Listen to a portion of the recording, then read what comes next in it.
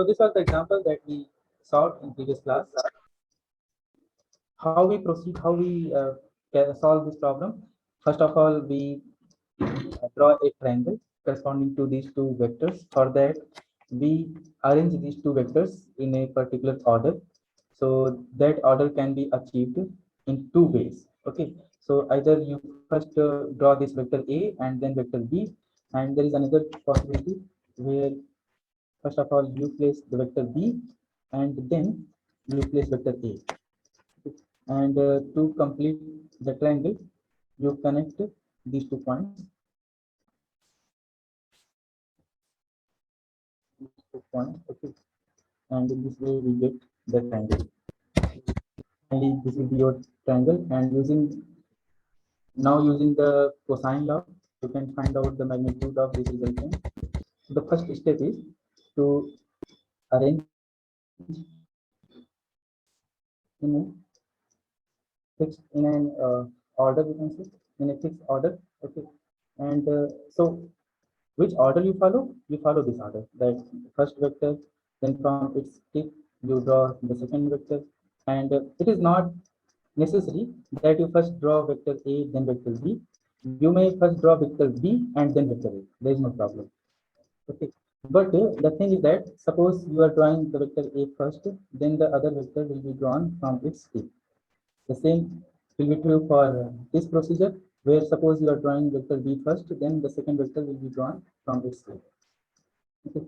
And once you follow this order to arrange these two vectors, then once you connect this, or once you make the triangle out of these two sides by drawing a third side like this, then the third side will give you the resultant of vector.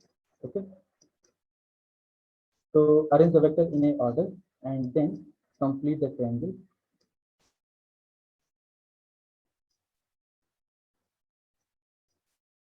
Triangle. Right.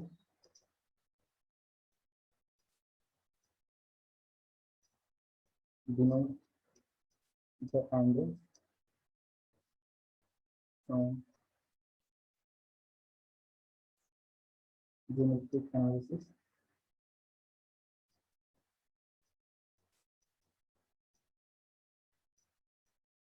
And then you can apply cosine law, and next you can apply sine law. So this application of cosine law will give you magnitude of R, and this sine law can give you the angle theta. So as a result of this information of magnitude and this angle theta, you can easily find out the R vector. So this procedure that I have divided in five steps. If you follow this procedure, you can easily find out the resultant vector. Now, can you apply the first step here? So the first step was to arrange the vectors in the prescribed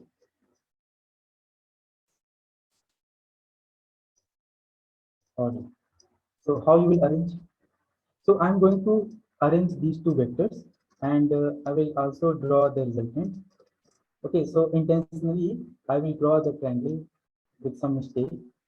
Find out the mistake that I made. Okay, so I'm going to, this is F1. This I'm drawing as F2. In this way, I'm drawing the result in this way. Is this correct? No, sir. No, sir. So Head to tail we are supposed to. yeah. So suppose this is my F1, then F2 must be drawn in this way, right? Now it is correct. Yes, sir. Yes. So now, if I want to draw a resultant vector, then it should start from here or here. So from F1. From tail of F1. Yeah, from tail of F1. F1. So in this way, we will get the resultant vector. Okay. So this is one possibility. Another possibility is that you first draw the vector f2, and then you draw vector f1. So how you will draw f1? From its head. From its head. So, but this f1 is directed towards the in this way. So, So, sir, in F1's head pointing at F2's tail. how? Sir, F1 behind F2. F1 behind f2 like this. Yes, sir. So we'll join the tails of F1 and F2, right? No, So- sir. We put the tail of F1 at the head of F2. Tail of f2. That means in this way, right? Yes, sir. Yeah. So that is another possibility. This possibility we have already used to draw this triangle. So now we will draw the triangle in this form. First f2, then f1 we will draw in this form. So your resultant will be this way. And the direction will be from the tail of f2 to the tip of f2. So in this way we draw the triangle. Now it's time to determine the angles. Okay. So we are interested to find this internal angle. This internal angle. If you know this internal angle, then you can easily apply the cosine law. Cosine law, and this cosine law will give you r square is equal to f1 square plus f2 square minus twice f1 f2 cosine phi, where this angle is phi, isn't it? Am I correct? Yes, sir. Yes, sir. Okay. So can you find out this phi angle? 180 minus alpha. 180 minus alpha. Yeah, perfect. So let me show you the animation. First, you will draw this triangle, and this angle, this angle is the external angle, this alpha. So your internal angle will be phi minus alpha or 180 minus alpha. Okay. So if you know this internal angle, then you can apply the cosine law. Then suppose this angle is beta. Okay. From f2, if you are naming this as beta, then you can apply sine law. So sine law states that this f1 by sine beta will be equal to r divided by. So this angle is known for us. This angle is phi minus alpha. So r by sine phi minus alpha. Okay. So this f1 is given to us, and this r we have already calculated. Alpha is given, so we can find out sine beta. So sine beta will be equal to f1 divided by r into sine phi minus alpha. So using sine law, we can find out the angle beta. Okay. So once you calculate this beta and r magnitude, you can easily define the vector r. So for defining r, you need magnitude and its angle will be 30. So hope this problem is clear. This solution is clear. Any doubt to anyone? No, sir. So how you are getting this internal angle? There may be some problem to some students to determine this internal angle.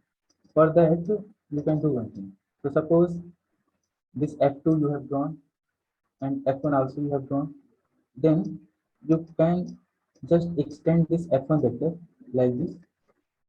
So if you extend this f1 vector, then ultimately you will get the same notation of vectors as given in the problem. So in the problem, f1 and f2 are arranged in this form, right? And it is given that this angle is alpha. So if you can understand this uh, method to denote alpha in your triangle, then you can easily find out this internal angle as phi minus alpha, because this is a straight line, this is alpha angle, so it will be phi minus alpha. So every triangle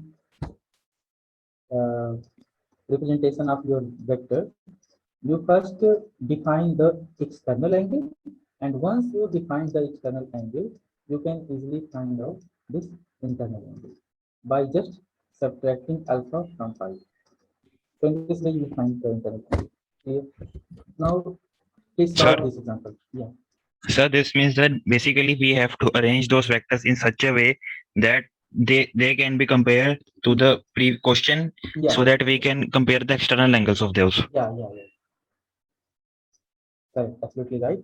You have to first draw the triangle and then try to depict these two vectors in the same form as given in the problem. So that will give you external angle, and based on the external angle information, you can find out internal angle. So now please solve this problem. So suppose F1 is given to us. We start drawing the triangle from F1. So this is F1. Next, F2 is given to us. So how we will draw F2? In this way. Is it correct? No, sir. No. Then how to arrange this F2? F2 should be upwards with the tail of F1. From the tip now.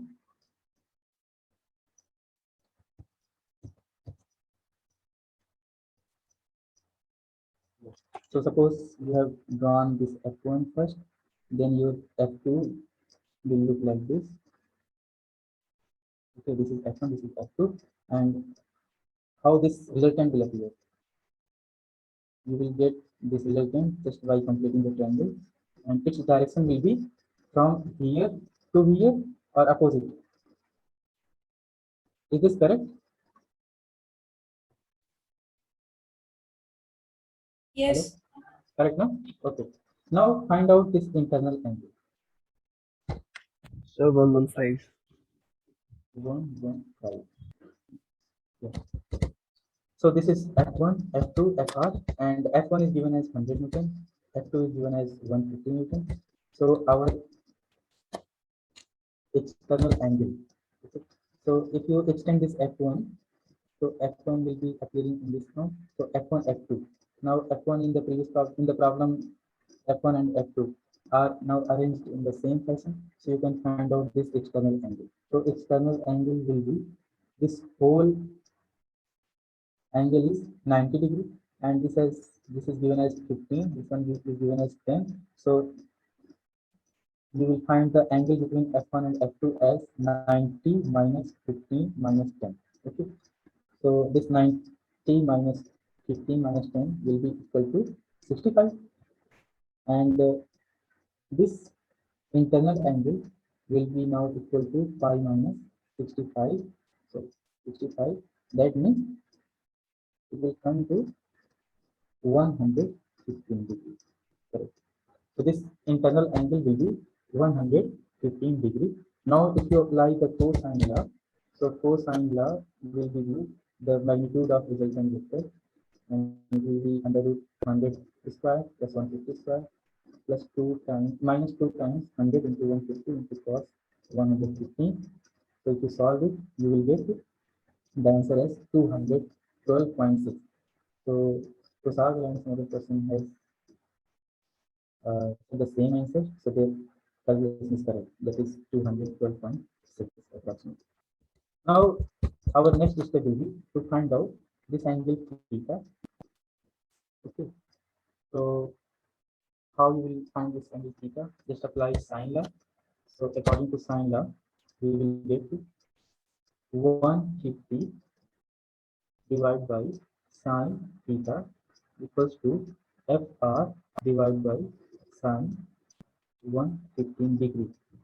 So if you solve this equation, what will be the value of theta? Please solve and tell me the answer.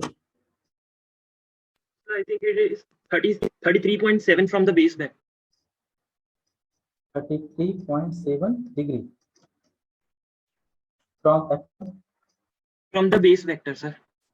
from the base vector, that means F1, right? Base vector is F1. You are saying that this theta will be 33.7 from F1. Yes, sir. Let us check. But in answer, it is coming as 39.8 degrees. Yes, sir, So, may have some concern. 39.77. Oh, okay, 39.77. Okay, that is correct. So you will get theta as 39.77 degrees. That is correct answer. Okay.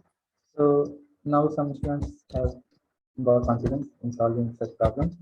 Now we have another problem. So this problem is slightly different. Okay. How this problem is different?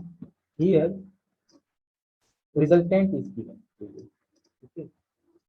So first read the question.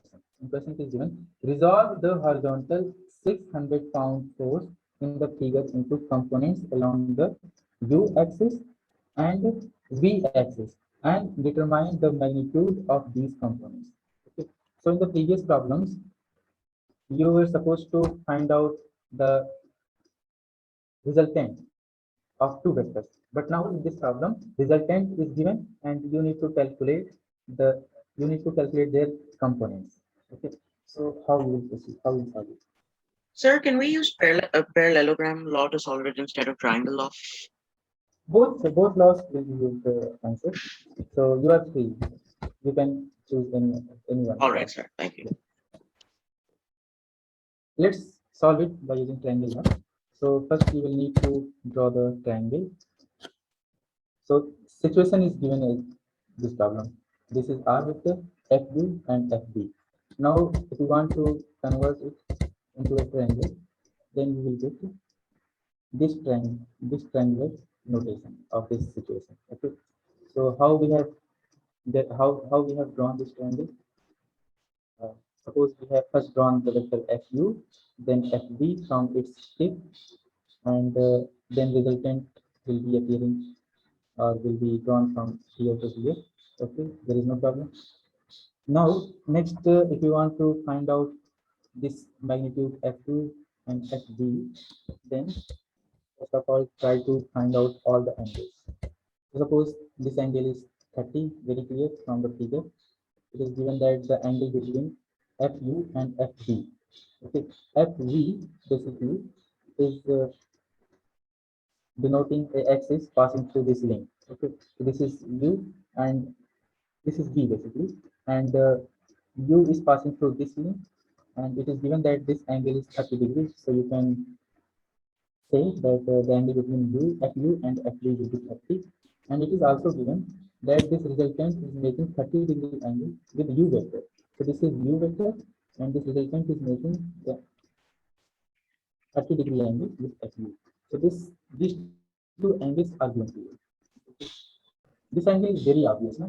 This angle will be again 30 degrees, isn't it? So this angle you can find out just by subtracting 1. Sir, 120 degree. 30 minus 30 is equal to 120, correct. So once you know the internal angles, you can easily apply sine law. So as per sine law, we will get FU divided by sine 120 equals to FV divided by sine 30 equals to 600 divided by sine 30. So if Sir, you that solve- implies FV is equal to 600. Yeah, if you solve this portion, then it will give you FV is equal to how much? Sir, 600. 600. Okay, and if FU you is equals to 600 to 3. if you equate FU by sine 120 equal to 600 by sine 30, you will get FU is equal to how much you are getting? 600 FU, root 3. 600. okay, 600 root 3 or something. you are getting. Yes, sir. Yeah. So in this way you can find out FU and FB. That means if the problem is to find out the components of the resultant vector, then only sine law will be sufficient. Okay. That means if component has to be determined, then you only apply sine law and you can easily find out all the components of the resultant vector.